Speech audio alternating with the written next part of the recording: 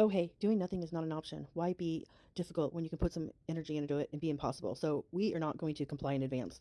In fact, we're just going to be non-compliant because one thing that I'm doing is writing letters to my representatives. And if you want to cut and paste, you can find a copy of those letters on my Substack. I'm going to read you my latest letter. Dear United States Representatives, I'm writing to express my profound concern about recent events that raise critical questions about justice, leadership, accountability, and the well-being of working families in our country. First, I'm deeply disturbed by the former President Trump's decision to pardon violent offenders involved in the January 6th attack on the Capitol. These individuals not only threaten the lives of members of Congress performing their constitutional duties, but also endanger the very foundation of our democracy. I urge you to take a clear and forceful stand on this issue.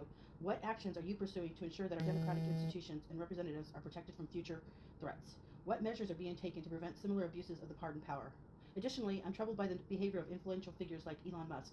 His recent gestures echoing Nazi salutes, his historical ties to apartheid-era privilege raise serious concerns about the moral influence of powerful corporate leaders on our society. How are you and your colleagues working to hold public figures accountable for their behaviors that promote harmful ideologies?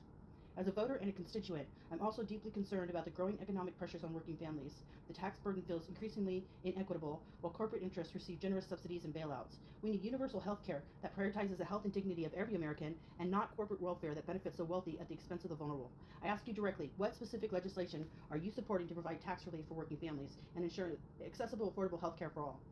Our democracy depends on representatives like you to fight for justice, fairness, and protection for the most vulnerable among us. I look forward to your responses detailing how you're addressing these critical issues. Your actions and leadership matter deeply to your constituents. Thank you for your time and consideration.